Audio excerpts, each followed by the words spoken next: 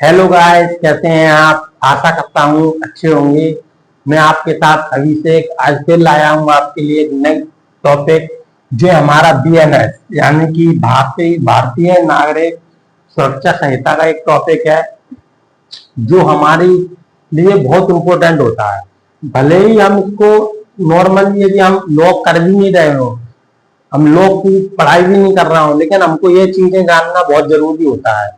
ये हमारा क्या है, गिरफ्तार व्यक्ति के अधिकार, यानी कि आपको कोई व्यक्ति गिरफ्तार कर लेता है। अब यहाँ पर कोई व्यक्ति से तात्पर्य क्या है, यानी कोई व्यक्ति यानी कि कोई विधि द्वारा,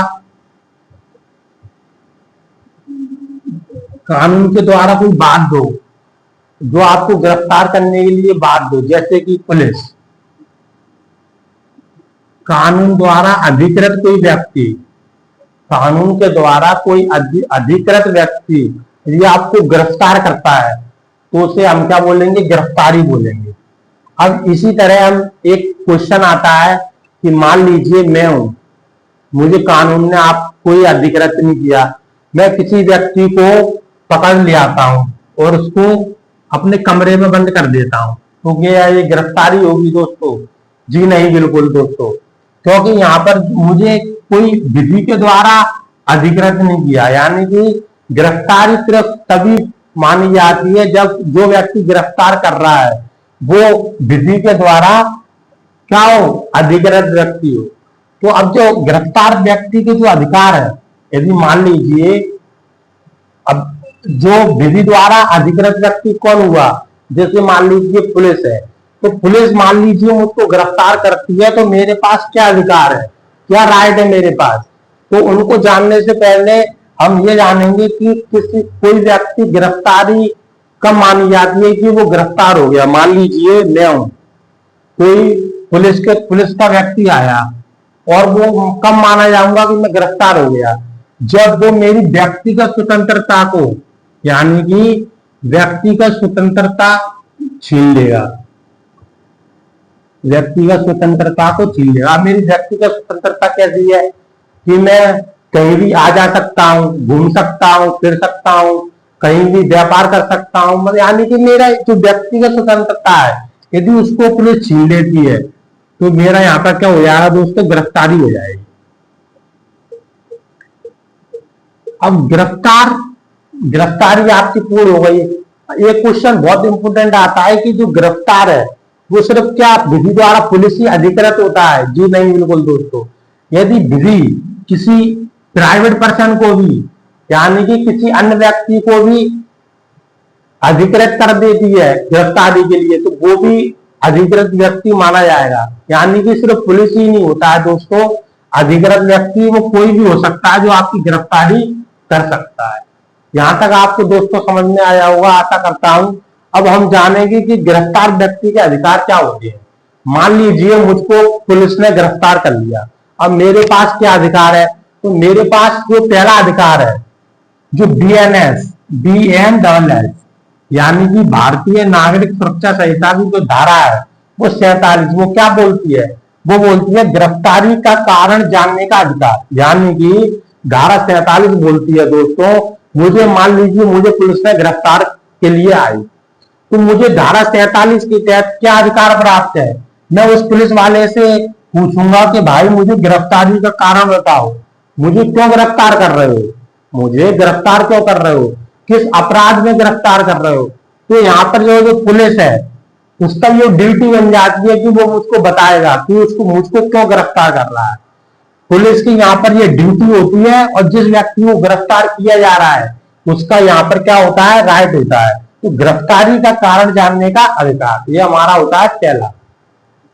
दूसरा अधिकार होता है गिरफ्तारी की सूचना उसके नातेदार एवं मित्र को जानकारी देने की बाध्यता। सेकंड राइट क्या होता है, मान लीजिए मेरे को पुलिस ने गिरफ्तार करके ले गई, अब मेरे पास कोई फोन नहीं है, ना मेरा कोई, मान लीजिए मेरे को कोई ना मोबाइल वगैरह कुछ नहीं है, तो पुलिस की ये ड्यूटी है, और गिरफ्तार व्यक्ति यानी कि मेरा क्या राइट, जो पुलिस है उसकी क्या ड्यूटी है कि वो मेरे नातेदार यानी कि रिश्तेदार, मित्र को क्या जानकारी देगा कि क्या जानकारी देगा पुलिस की मेरे को उन्होंने गिरफ्तार कर लिया है। ये दूसरा अधिकार होता है, गिरफ्तारी की जो सूचना है वो गिरफ्तार व्यक्ति के नातेदार को और उसके मित्र को देना। तीसरा तीसरा अधिकार क्या होता है गिरफ्तार व्यक्ति का दोस्तों? तीसरा होता है कि जो अपना पूछताछ के दौरान गिरफ्तार कर लिया व्यक्ति को, मान लीजिए मुझको गिरफ्तार कर लिया, अब पूछताछ के दौरान मैं अपनी पसंद का अधिवक्ता कर सकता हूं, यानी कि मुझे अपने अधिवक्ता को चुनने का, वकील को चुनने का राइट है, मैं कोई भी अधिवक्ता चुन सकता हूं। लेकिन जो ये अधिकार है वो संपूर्ण पूछताछ के दौरान नहीं है, यानी कि पूरी पूछताछ के दौरान नहीं है, जो कुछ ही पूछताछ के दौरान होता है ये आपको अधिकार। ये हमारा धारा इसमें कौन सा बताया है, ये धारा 38 का प्रावधान करती है, BNSS। आप तक चौथा अधिकार क्या है, गिरफ्तार किए गए व्यक्ति को गिरफ्तारी के समय से 24 घंटे के भीतर मजिस्ट्रेट के सामने पेश करना। अब ये क्या है, मान लीजिए मुझको अभी क्या टाइम हो रहा है, 12 बज रहे हैं, मुझे 12 बजे गिरफ्तार किया दोपहर में, 12 मान लीजिए 12 PM है, ये 12 PM को गिरफ्तार किया, कितने तारीख को, एक तारीख पहला महीना और 2026 तो ये गिरफ्तार कर दिया। तो पुलिस की क्या ड्यूटी है और मेरा क्या अधिकार है कि जो पुलिस है मुझको अगले दिन 12 बजे से पहले 24 घंटे के भीतर मजिस्ट्रेट के सामने पेश करेगा। लेकिन कौन से समय को छोड़कर 24 घंटे के, गिरफ्तार किए गए व्यक्ति को गिरफ्तारी के समय से, गिरफ्तार ऐसे मान लीजिए मुझको गिरफ्तार कर लिया और उसके 24 घंटे के भीतर गिरफ्तारी के समय को छोड़कर जितना समय न्यायालय को, पुलिस को लगा न्यायालय ले आनी है, उतने समय को छोड़कर 24 घंटे के अंदर उसको पेश करना पड़ेगा न्यायालय में। ये कौन सा हो गया, हमारा चौथा अधिकार हो गया, राइट। यानी कि गिरफ्तार किए गए व्यक्ति को न्यायालय के सामने 24 घंटे के सामने पेश करना, ये बहुत बड़ा अधिकार होता है दोस्तों। अब पांचवा क्या है, गिरफ्तार व्यक्ति की चिकित्सा अधिकारी द्वारा परीक्षा, धारा 53। यानी कि मान लीजिए पुलिस ने मेरे को गिरफ्तार कर दिया, अब मेरा क्या अधिकार है और पुलिस की क्या ड्यूटी है, जो हमारा अधिकार है वो पुलिस की ड्यूटी बन जाएगी दोस्तों। यहाँ पे मेरा क्या अधिकार है, यहाँ पर चिकित्सा अधिकारी द्वारा जांच, जैसे ही मुझे गिरफ्तार किया जाएगा तुरंत मेरी क्या की जाएगी, चिकित्सा अधिकारी द्वारा परीक्षा, यानी कि मेरा मेडिकल कराया जाएगा। मेडिकल, अब यहाँ पर मेडिकल कैसे किया जाएगा, मान लीजिए कोई यदि केंद्रीय सरकार द्वारा अधिकृत व्यक्ति है, डॉक्टर, मान लीजिए सरकारी डॉक्टर है, तो उससे कराया जाएगा। यदि उस जगह कहां पर गिरफ्तारी की जा रही है वहां सरकारी डॉक्टर उपलब्ध नहीं है, तो रजिस्ट्रीकृत डॉक्टर यानी कि प्राइवेट जो रजिस्ट्रीकृत डॉक्टर है उनके द्वारा की जाएगी। यहीं पे यदि मान लीजिए जो गिरफ्तार व्यक्ति है वो पुरुष ना होकर महिला है, तो क्या किया जाएगा, यहाँ पर जो उसकी जो परीक्षा है, चिकित्सा परीक्षा, वो सिर्फ महिला डॉक्टर के द्वारा ही की जाएगी। यदि वो सरकारी डॉक्टर है तो सरकारी महिला डॉक्टर होनी चाहिए, यदि वो प्राइवेट है रजिस्ट्रीकृत तो प्राइवेट डॉक्टर के द्वारा की जाएगी। ये हमारा है पांचवा। अब है छठवा, मुफ्त कानूनी सहायता प्रदान करना। धारा 341 कहती है यदि कोई व्यक्ति गरीब है, यदि मान लीजिए मैं गरीब हूं बहुत, मुझे पुलिस ने गिरफ्तार कर लिया, अब मेरे पास पैसे नहीं है उपलब्ध कि मैं वकील कहां से करूं, तो धारा 341 BNSS प्रावधान करती है कि आपको मुफ्त कानूनी सहायता उपलब्ध कराए। ये हमारा कौन सा है, फिफ्थ राइट हो गया। तो दोस्तों हमने इस वीडियो में जाना कि गिरफ्तार व्यक्ति के अधिकार क्या होते हैं। हम इसको एक लाइन में, दो लाइन में कंक्लूड करके बताते हैं।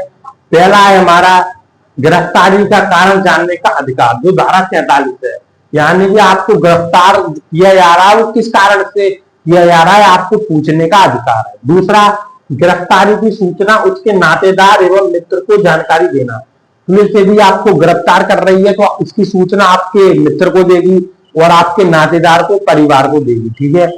तीसरा, आपके जो पूछताछ के दौरान यदि आपको गिरफ्तार किया गया है तो आप अपनी मनपसंद का अधिवक्ता से परामर्श ले सकते हैं। चौथा, गिरफ्तार किए गए व्यक्ति को 24 घंटे के अंदर पेश होने का अधिकार है न्यायालय में। और जो किसका ड्यूटी है, पुलिस की ड्यूटी है कि वो आपको 24 घंटे के अंदर न्यायालय में उपस्थित करे। उस समय को छोड़कर जितना समय लग रहा है न्यायालय तक पहुंचने में।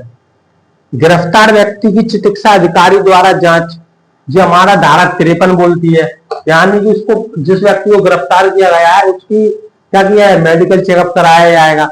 और 5वां है मुफ्त कानूनी सहायता, उसको कानूनी सहायता, यदि वो गरीब है तो उसको मुफ्त कानूनी सहायता दी जाएगी दोस्तों। इसी के साथ यदि आपको ये वीडियो अच्छी लगी हो तो लाइक और सपोर्ट जरूर करना, और चैनल पर पहली बार आए हो तो सब्सक्राइब जरूर करना। इसी के साथ दोस्तों, जय हिंद, जय भारत।